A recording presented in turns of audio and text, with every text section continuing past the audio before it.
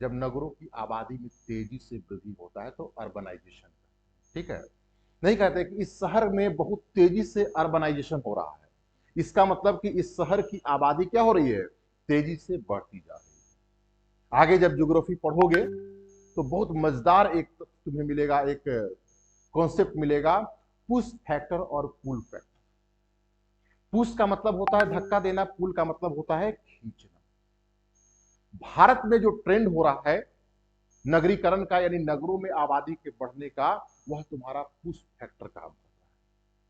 Push factor का मतलब है कि ग्रामीण क्षेत्रों से लोग मजबूर होकर के शहरों में जा रहे हैं। कारण क्या है कि ग्रामीण क्षेत्रों में एक तो रोजगार की कमी और बेसिक एमिनिटी जो सुख सुविधाएं हैं उसकी भारी कमी है, इसलिए लोग सुख सुविधाओं को प्राप्त करने के लिए शहरों की ओर प्लान क्या कर रहा है, गांव धक्का दे रहा है, मजबूर कर रहा है लोगों को शहरों की ओर जाने के लिए, उसको बोलते हैं पुश फैक्टर। लेकिन जब शहर इतनी अच्छी सुविधाएं डेवलप कर ले कि खुद आकर्षित कर रहा है, उसको बोलते हैं पुल फैक्टर, खींचना। हमारे यहां ऐसा मोतिहारी कोई न्यूयॉर्क तो है नहीं, इसके बावजूद क्या है कि यहां पर गांव से लोग आकर के मतलब गांव से लोग मोतिहारी आना चाहते हैं। कारण क्या है, कौन सा फैक्टर काम कर रहा है, मोतिहारी तुम्हें बहुत आकर्षित नहीं कर रहा है, यहां पर फैक्टर कौन सा काम कर रहा है कि जहां पे गांव में जहां पे हम रह रहे हैं इतनी घोर असुविधा है कि हमें मजबूरन जो है मोतिहारी की ओर आना पड़ रहा है कि नहीं है यार। तो पुश फैक्टर सब आगे का चीज है, बस जान लो। तो नगरीकरण का सिंपल सा मतलब क्या है कि शहरों नगरों की आबादी में जब वृद्धि होती है उसी को क्या बोलते हैं, नगरीकरण। और आज जो भी आपके बड़े शहर हैं, चाहे वो कॉस्मोपॉलिटन हो, चाहे मेट्रोपॉलिटन हो, चाहे मेट्रो शहर हो, वह सब के सब शहर क्या है, एक ग्रोथ सेंटर बन चुका है। यानी किसी राज्य के पास यदि बड़े बड़े शहर हैं तो वहां पर इन्वेस्टमेंट क्या होगा, ज्यादा होगा। वह शहर क्या करता है, इन्वेस्टमेंट को अट्रैक्ट करता है। कोई निवेशक बैठा हुआ है दिल्ली में, मुंबई में, वह मुंबई में पैसा लगाएगा, पुणे में पैसा लगाएगा, या तो बेंगलोर में लगाएगा, चेन्नई में, हैदराबाद, सिकंदराबाद, गुड़गांव, गाजियाबाद, ना कि तुम्हारा आएगा मोतिहारी में लगा। इसके पीछे का बैकग्राउंड बताए थे कि शहर एक निवेश को आकर्षित करते हैं और बड़ी वस्तुओं के लिए एक बाजार का भी काम करते हैं, मार्केट के रूप में काम करते हैं, ठीक है। तो अब बिहार का देख लो डेटा, जानते ही हो बहुत सारा चीज। कुल नगरीय जनसंख्या, कुल नगरीय जनसंख्या, टोटल अर्बन पॉपुलेशन 11.29%।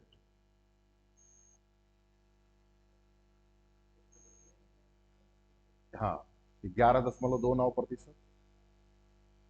अब थोड़ा सा आज घर पे जा करके, तो हमारे पास टाइम है, और सोचना कि बिहार में नगरीकरण को बढ़ाने के लिए क्या क्या किया जाना चाहिए। ये सब छोड़ दो, सरकार का क्या प्रयास है, तुम्हारा अपना थिंकिंग, थोड़ा सा तुम बैठ करके सोचना कि बिहार में सर नगरीकरण का थोड़ा रिपीट कीजिएगा।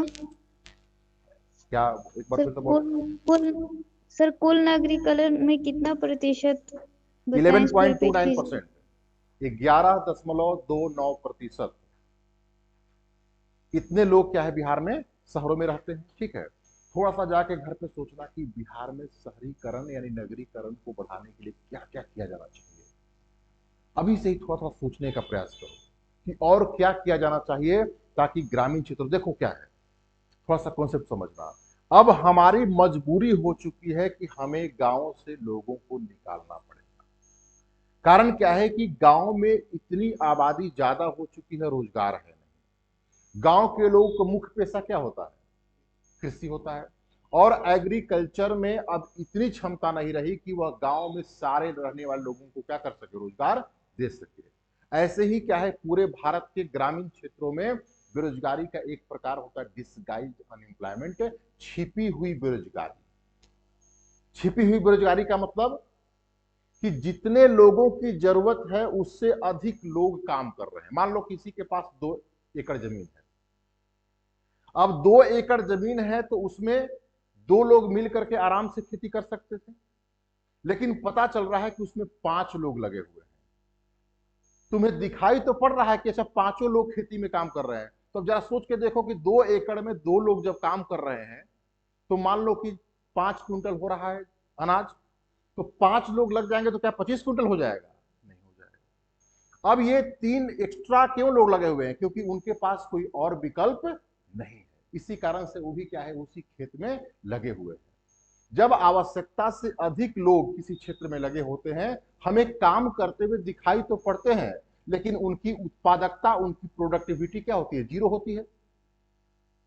2 ही लोग काम कर सकते थे, लगे हुए 5 लोग हैं, तो ऐसा तो नहीं कि खेत जो है ना कहेगा कि अच्छा 5 लोग लगे हो, रुको प्रोडक्शन बढ़ा देते हैं तुम्हारा, ऐसा तो होगा नहीं। तो इसी को बोलते हैं छिपी हुई बेरोजगारी, मतलब छिपा हुआ है, लगभग अदृश्य बेरोजगारी। काम करते हुए दिखाई पड़ रहे हैं लेकिन उनकी उत्पादकता नहीं है। तो हमें हर हाल में ग्रामीण क्षेत्र से लोगों को क्या करना है? निकालना है और शहरों की ओर लाना है और औद्योगिकरण की ओर हमें ले जाना है।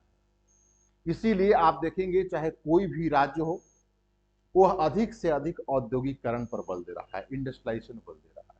कारण क्या है कि हमें जो ग्रामीण क्षेत्र से लोगों को निकालेंगे तो उनको कहीं ना कहीं तो हमें रोजगार देना पड़ेगा, और रोजगार उनको कहां मिलेगा? तो उद्योगों में मिलेगा, इंडस्ट्री में मिलेगा। लेकिन बिहार के साथ क्या है? बिहार में बड़े बड़े इंडस्ट्री का और अभाव है। इसके पीछे कई कारण है, आगे देखेंगे हम लोग। तो यहां पे नगरीकरण का प्रतिशत 11.29%। अब लिख लो सर्वाधिक नगरीकृत जिले, मोस्ट अर्बनाइज्ड डिस्ट्रिक्ट, सर्वाधिक नगरीकृत जिले, नगरीकृत जिले तो कौन सा हो जाएगा? पटना।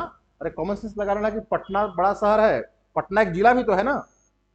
पटना जो तुम्हारी राजधानी है, एक डिस्ट्रिक्ट भी है, और पटना की आबादी ठीक ठाक है शहर में रहने वालों की। तो सर्वाधिक नगरीकृत जिले मतलब कि कौन सा ऐसा जिला है जहां पे सर्वाधिक नगरों में लोग रहते हैं, शहरों में लोग रहते हैं, तो पटना हो जाएगा।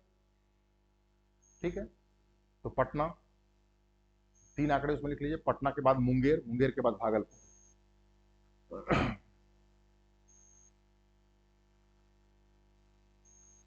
पटना, मुंगेर, भागलपुर। ठीक है, अब मैक्सिमम तो पढ़ लिया, अब न्यूनतम पढ़ना पड़ेगा। न्यूनतम नगरीकृत जिला, लोवेस्ट अर्बनाइज्ड डिस्ट्रिक्ट,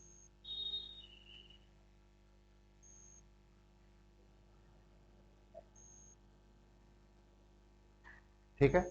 न्यूनतम नगरीकृत जिला तो उसमें लिख लो समस्तीपुर, समस्तीपुर। तो समस्तीपुर के बारे में क्या क्या जान लिए जरा बताना, 2-3 फैक्ट्स बताओ, ऐसे ही बिना मतलब कॉपी देखे हुए, ईमानदारी से बताओ जरा।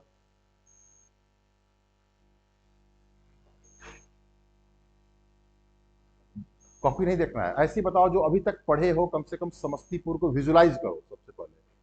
सबसे पहले ये देखो कि यह गंगा के उत्तरी भाग में है कि दक्षिणी भाग में है? तो गंगा के उत्तरी भाग में है, गुड। इसके बाद ये बताओ कि यह जो समस्तीपुर है वह किस क्षेत्रीय विभाजन के अंतर्गत आया था? मिथिलांचल के अंतर्गत, गुड। किस प्रमंडल के अंतर्गत आया? दरभंगा प्रमंडल के अंतर्गत, बताया था ना, दरभंगा प्रमंडल के अंतर्गत 3 डिस्ट्रिक्ट, दरभंगा, मधुबनी, समस्तीपुर। ठीक हो गया। नंबर 4 और क्या बताए थे? बहुत इंपॉर्टेंट बताए थे। कह रहे समस्तीपुर जो लोकसभा है वह क्या है? सुरक्षित सीट है एससी के लिए, 6 में से भी शामिल है ना। और अभी क्या नया डेटा तुमने पढ़ लिया कि न्यूनतम नगरीकृत जिला कौन सा है?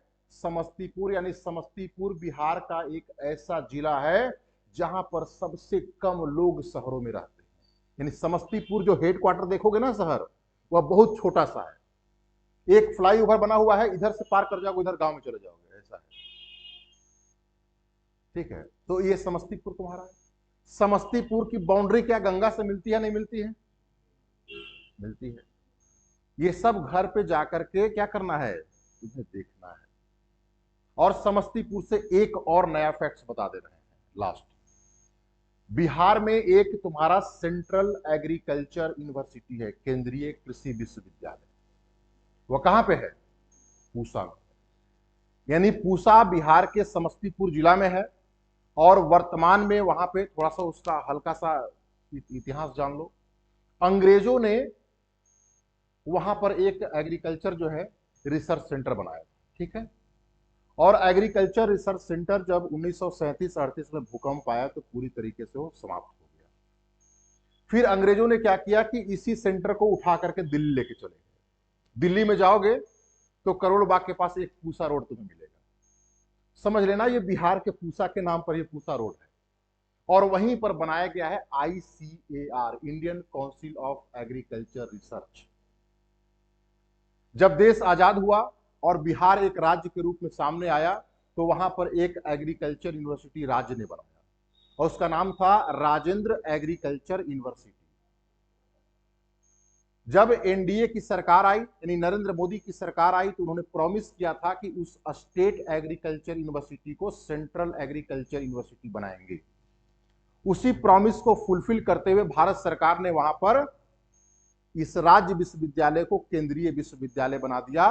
डॉक्टर राजेंद्र, पूरा नाम क्या है, doctor Rajendra Prasad central agriculture university Pusa Samastipur.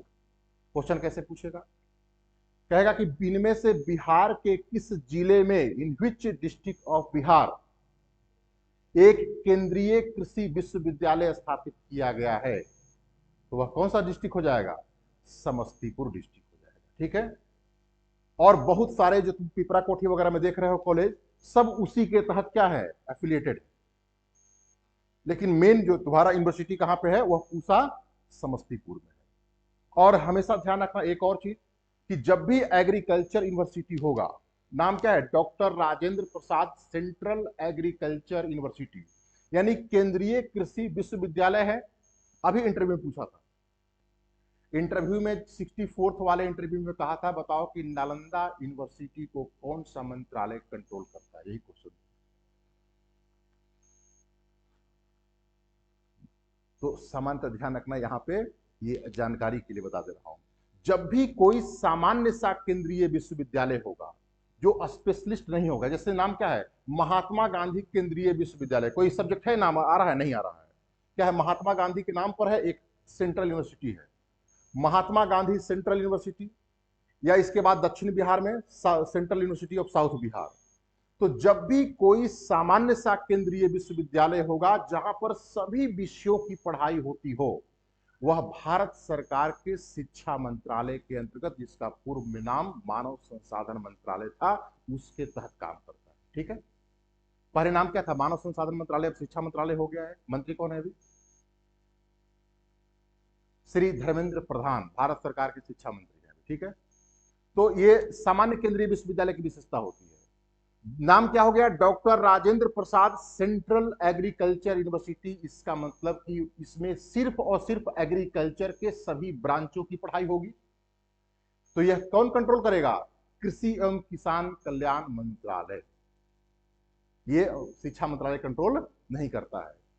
Bihar में एक ऐसा विश्वविद्यालय स्थापित किया गया है जिसका नाम है नालंदा विश्वविद्यालय। ध्यान रखना, यह विश्वविद्यालय भारत सरकार के विदेश मंत्रालय के तहत आता है। कौन कंट्रोल करता है, विदेश मंत्रालय, MEA, ministry of external affairs. इसमें चूंकि कई सारे देश शामिल किए गए हैं और यह विदेश मंत्रालय के अंतर्गत आता है, ठीक है, इतना ध्यान रखना। तो हम तुम्हारे यहाँ किसको कंट्रोल करती है ये, एक बार फिर से बोलना। सर MEA जो है ये किसको कंट्रोल करती है, मिनिस्ट्री ऑफ एक्सटर्नल अफेयर्स, विदेश मंत्रालय। ये आप नालंदा विश्वविद्यालय उसी के तहत आता है। यानी जो बिहार में राजगीर में नालंदा विश्वविद्यालय स्थापित किया गया है, वह शिक्षा मंत्रालय के तहत नहीं बल्कि विदेश मंत्रालय के अंतर्गत आता है। यानी विदेश मंत्रालय इसको कंट्रोल करता है, नालंदा विश्वविद्यालय को। और जो सामान्य केंद्रीय विश्वविद्यालय जो तुम्हारा मोतिहारी में है, महात्मा गांधी केंद्रीय विश्वविद्यालय, या गया में दक्षिण बिहार केंद्रीय विश्वविद्यालय, ये भारत सरकार के शिक्षा मंत्रालय के अंतर्गत आता है। और जो पूसा समस्तीपुर में तुम्हारा जो केंद्रीय कृषि विश्वविद्यालय है, जो डॉक्टर राजेंद्र प्रसाद के नाम पर है, वह भारत सरकार के कृषि एवं किसान कल्याण मंत्रालय के अंतर्गत आता है, ठीक है। तो आज के लिए इतना ही, ऑल द बेस्ट। अब करना क्या है तुम लोगों को, जो आज वाला जो तुम्हारा देख रहे थे